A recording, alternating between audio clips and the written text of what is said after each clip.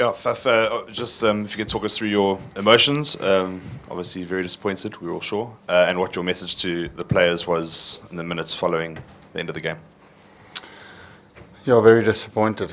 It almost feels like 2 years ago against New Zealand again, where we actually played a good game of cricket. I can't fault the game that we played today.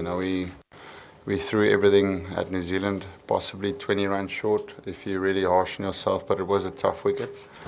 And in the field and in the ball, the guys tried for 50 overs, and that's all I can ask for. There was a great intensity.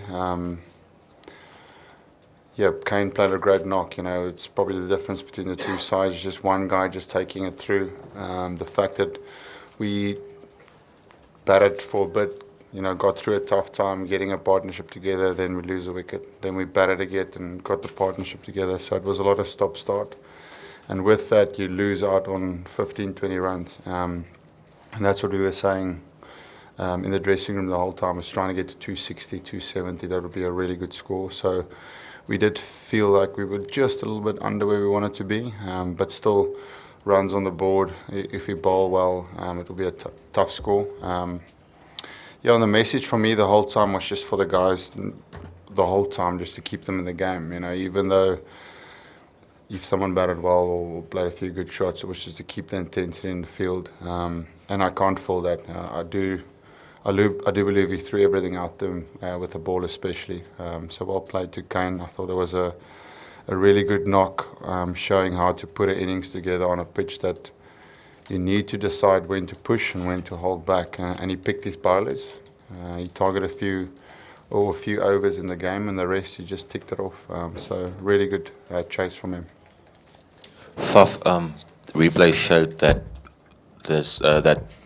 Kane did nick that ball off Imi's last over, the last ball that Imran he celebrated, but Quinny didn't seem to move. Were you guys aware that he did nick it afterwards, and could that have been changed the game? No, we didn't. We weren't aware of it. I think I was at long on it at the time, and I go on Quinny. Quinny is the closest to the action. He's always my go-to man, and both the LBW shot, and I just thought it was a plain miss. I just heard about it now at the post-match with Pommy that he said he had a faint nick on it. But even Kane said he didn't know he had a fainty on it. He would have referred it. So you can't. That's not where the game was won and lost. We had, I think, 20 runs short, and then we had one or two really, really tough half chances. If it was a perfect game, if you took that and Kane was out, the game would have been really tight. But it's that for me. That's not the difference to today. You said a lot about how Kane played and the difference to the 20 runs. But if you look at your batters and in your side, is that what you've been asking for from your team, for your senior players? Yeah. Was that the example that your senior players could have provided? Yeah, we've been saying, and we've been hard on ourselves in that as well. We need guys to stand up and put in performances that will win you games, and that has been where we've been short. In all the games that we've played so far, the one innings of Quinny getting 60 or 70 the previous game is signs of that. But we still need more. We want guys to put in match performances, runs, and as he showed, that's why I use him as a reference, that you need someone to go further, and we haven't had that, and that's purely the finger pointing back at us as a batting unit. We did well in parts today. As I said, the wicket wasn't as flat as you thought it would be. Those first 15 overs felt exactly like Auckland. The ball was hooping around corners there. So we felt like we did the hard work, and you thought it would get easy, but they kept getting a wicket every time there was a 50 partnership, 60 partnership. And you need that to go to 100, and you need one guy to bat through the innings. Rassie did a little bit of that, but it was a 60, 67. You need someone to get 100 plus, and that gives you that 15, 20 more runs that I speak of. Faf, you mentioned Kane targeting certain bowlers really well. Do you feel that maybe in the middle overs there could have been a bit more intent showed against de Grandhomme, Santner and that, just make it easier at the end?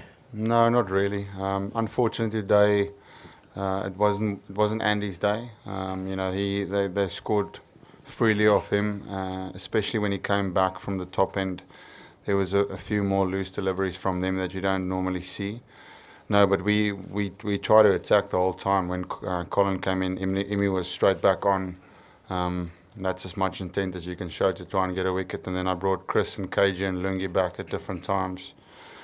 But having just 5 bowlers, he had to bowl 10 today, and that meant that at times he would have to come back. And unfortunately, today was probably his first performance of the tournament where he hasn't been unbelievable for us, which is normal. He's only human as well.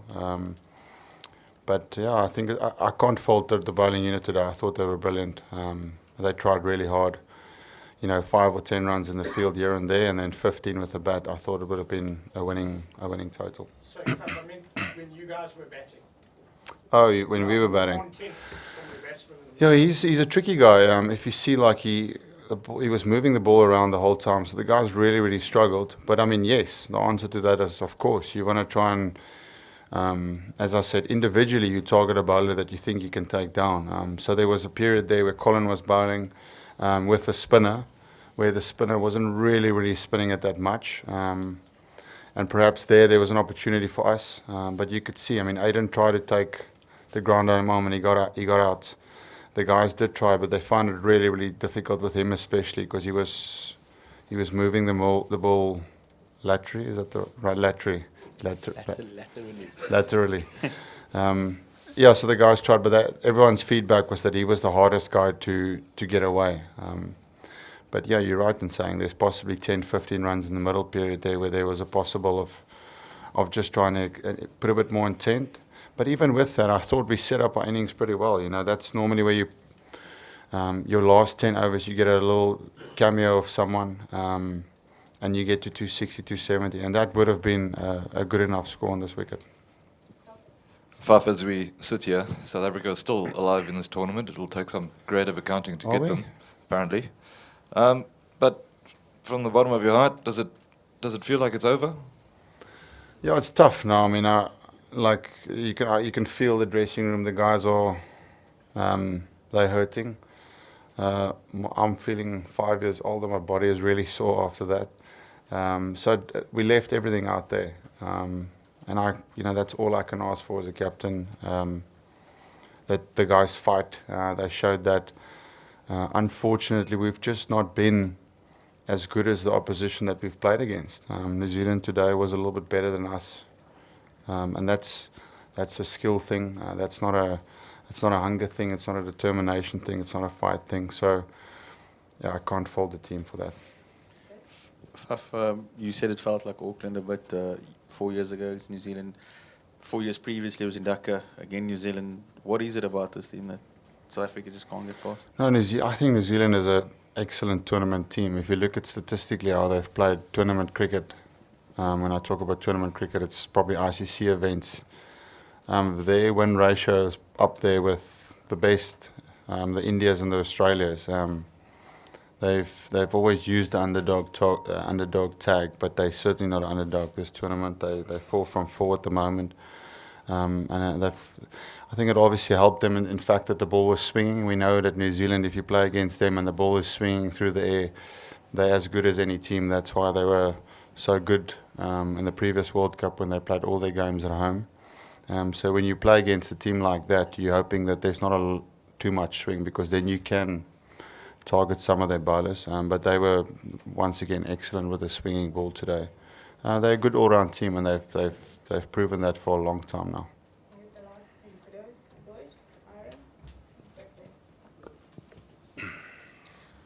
Faf, you've kind of touched on it a little bit, but just in terms of, you keep saying, we haven't been as good as the opposition that we've played. What do you think you can put that down to? Is it preparation in the lead-up? Is it the last 4 years? Like, just what is it? No, it's just pure numbers on the board. Batters getting the runs that they should. If you look at opposition, there's been big runs scored by batting lineups. We've got a pretty youngish batting lineup. If you take Rassie, Aiden, guys like that, even Andy to a degree hasn't. He's going really good with his cricket, but he's young in terms of putting innings together. So I think if you compare our batting lineup, especially our batting lineup to other batting lineups around the world, purely on a numbers point of view, that doesn't stack up with the rest of the world in terms of numbers.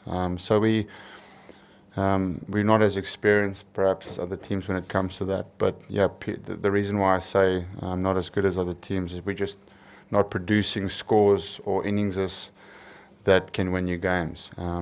I think the bowling they've been fighting this whole competition, probably bar the Bangladesh game where we were a little bit off. We need more runs. Faf, England have spoken a lot about their kind of 4-year plan and the clean-up that happened after 2015. Does South African cricket need something like that in terms of plans for 2023, starting immediately after this tournament and kind of picking players with the 4-year plan in mind? I think that will happen naturally with quite a few guys at the end of their careers. So you're probably getting 3 or 4 guys getting away from that, and then you will, depending on Cricket South Africa, how they feel in terms of what they believe is a good way forward. They might want a complete change. So those are things you sit down and talk about.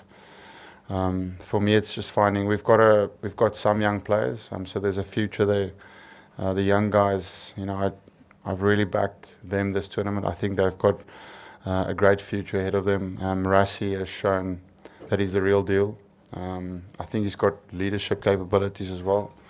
He's standing up to be a strong man in a big tournament for us. Andy has done well as a young guy. Aiden we know the kind of player he is.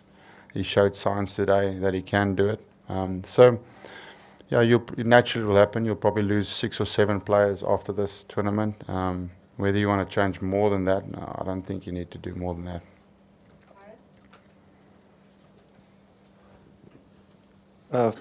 Faf, we know that you set quite high standards for yourself, both in the field and with the bat, and you came into the competition with good form. You must be disappointed that you didn't step up.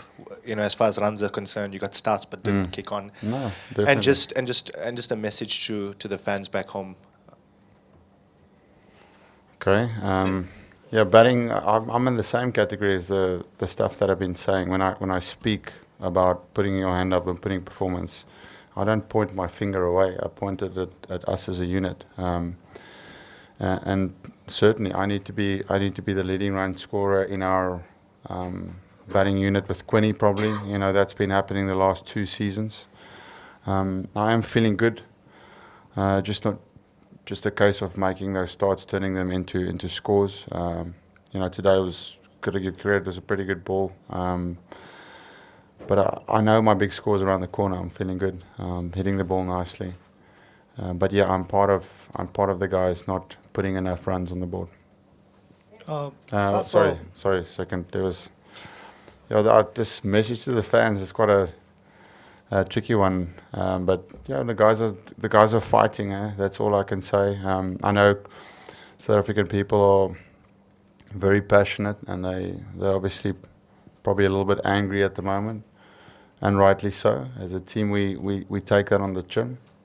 We're not pointing fingers anywhere or anywhere else. But as I said, as a team, we're just not as good as the other teams at the moment. And that's our mistake. So, we take it on the chin.